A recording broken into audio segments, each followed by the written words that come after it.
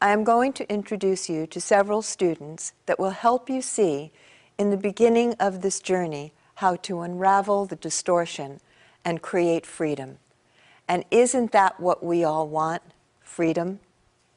If you recall, in the beginning of my discussion about where and how this imbalance starts, we are imbalanced in the floor of the pelvis because as we take our first step as a child, we tend to favor one leg more than the other.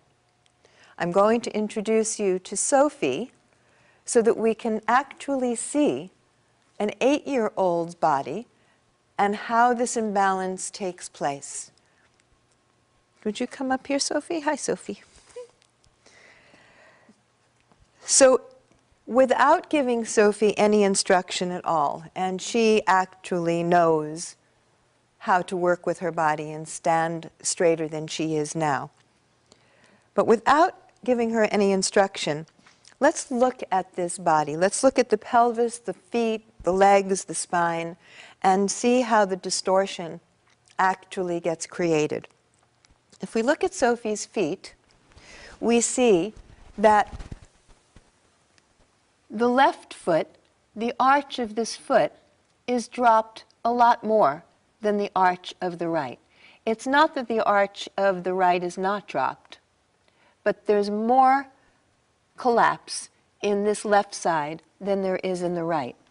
The next place I can look as this foot collapses in is I see that these muscles on her lower leg get turned and torqued in with the collapse of the arch. And you can just see that down from the ankle bone collapsing as if the pants are fabric over the bone. It tends to just turn on the leg bone, causing the knee to turn in, causing the flesh and muscle on her femur bone, this long bone in her thigh, to turn in.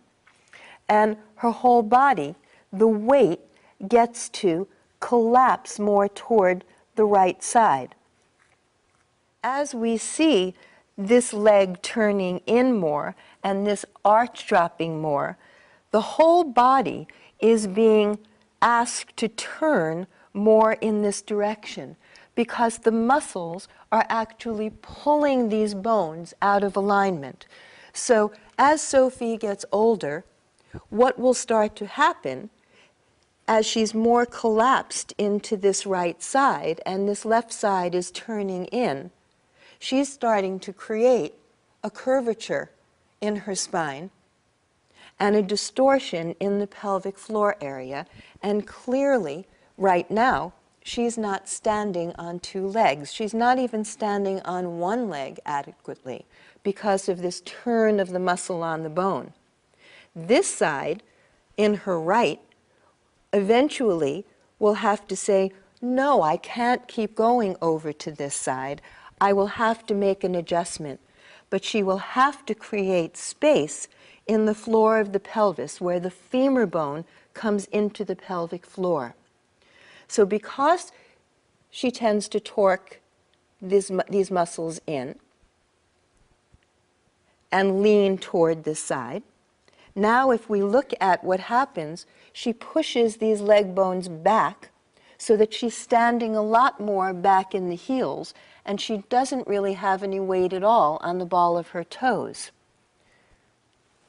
So as the sacrum is pushed back, and she gets this deep curve here in her lumbar area, what happens is, as we look up higher in the thoracic area, we start to get this very rounded upper back, which is what's known as a kyphosis. And now you can see how the shoulders are rounded forward, and her head is actually forward on the spine. The center of the head is not right aligned on the center of her upper body. In perfect alignment, what we would see is this perineal circle of muscle between the anus and the genitals, making one line right through the top of the head. the center of the spine, coming right through the middle of that perineal circle between the anus and the genitals in the area of the perineum. So because of Sophie standing with her legs pushed back and her pelvis pushed back, she has a very, very deep curve in her low back. So there's a lot of constriction in the waist area. And when something goes back in the spine, something else will have to shift. So as her low back, her sacral area tends to go back, her pelvis is pushed back, and you can see the abdominal area being pushed forward. Now, if I look at her higher up in her upper back, she's rounded in this thoracic area, and her head falls forward. So the head is not aligned on her upper torso at all. And over years and years and years, this position is not going to support Sophie's building so that she can stand and create space between each of the discs.